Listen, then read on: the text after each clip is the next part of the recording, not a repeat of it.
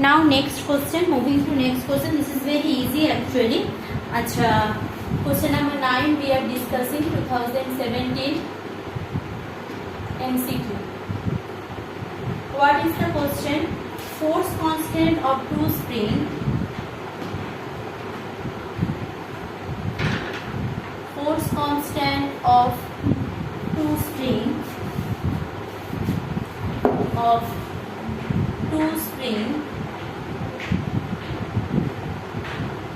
K1 and K2. Two spring we are having. One has spring constant K1, another has K2. One end of the spring,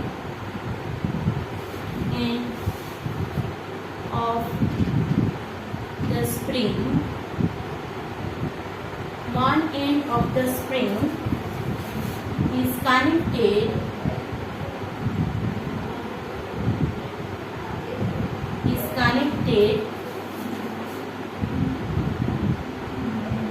with another end of the spring. Equivalent spring constant.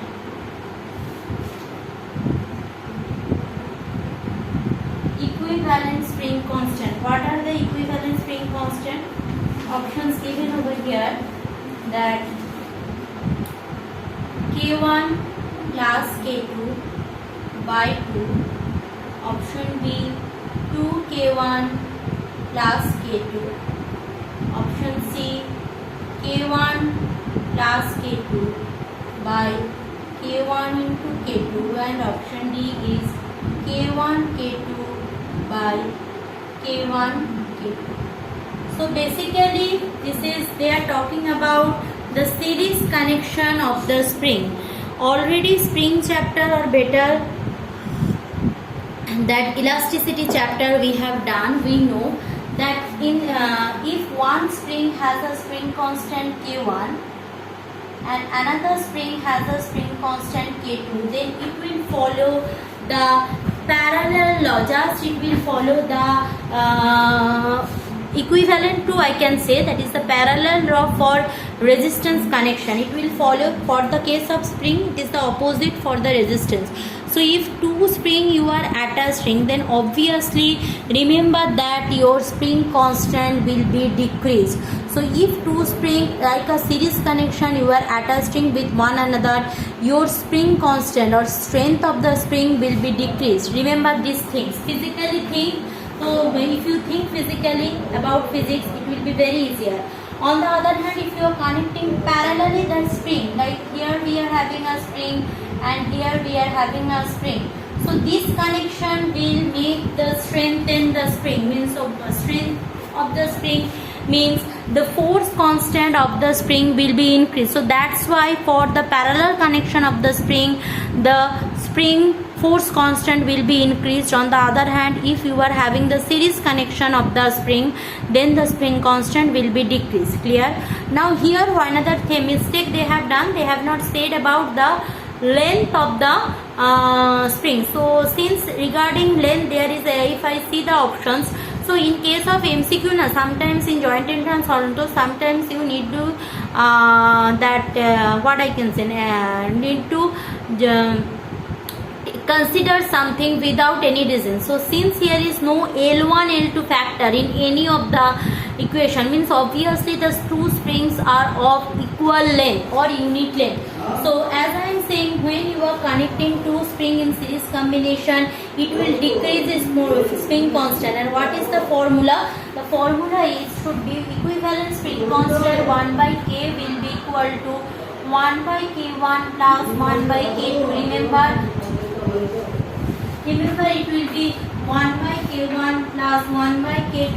Okay, so if I solve it, what I will get? I will get 1 by K equal to K2 plus K1 by K1 K2. So actually what I am getting, K equal to K1 K2 by K1 plus K2. Clear? So my options will be this one, option D. This will be my option. So we are doing again telling we are doing that MCQ. So this is the question number 9, 2017. You can see the chapter for further reference, and since these are the MCQ, I am not giving any PDF because whenever you are having something, so MCQ you can directly copy. These are very short type of calculations, so that's why I am not giving any PDF.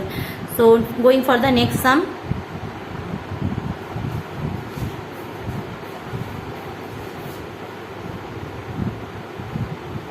Next we are going to question number 10.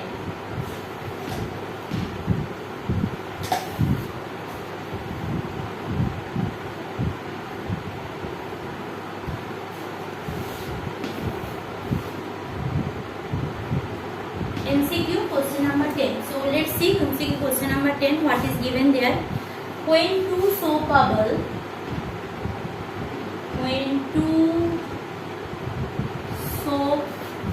bubbles of radii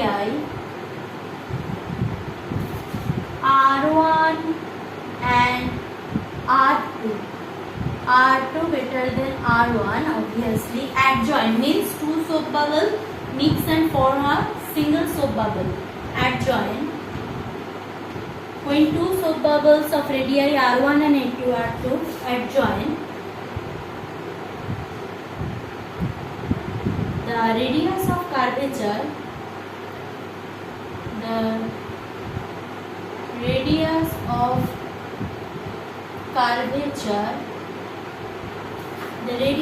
curvature of the common surface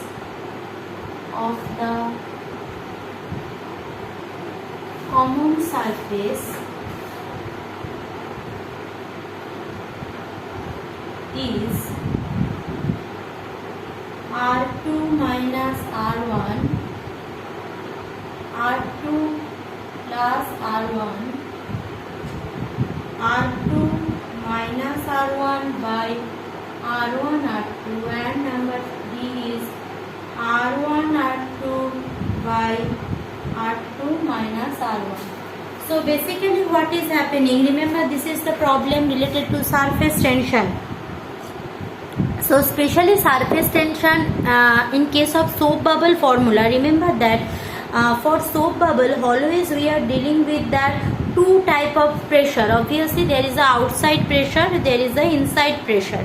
Clear? So outside we are having atmospheric pressure, inside we are having that bubble air pressure. Remember that bubble used to burst, means if a bubble move through the environment, after sometimes it will burst. Now why does it burst? Because the physics behind that is the pressure inside the bubble is obviously greater than pressure outside of the atmosphere. So we know always there is a shifting from higher potential to lower potential, or higher pressure zone to lower pressure zone. So that's why it will burst. That is the normal phenomena. So if we are having two soap bubbles, suppose this one is R1, radius R1, this one is radius R2. So outside both having pressure P0. So suppose here pressure inside pressure P1, P1, here inside pressure P2. So whenever we are establishing surface tension formula, so for surface tension formula what we are doing,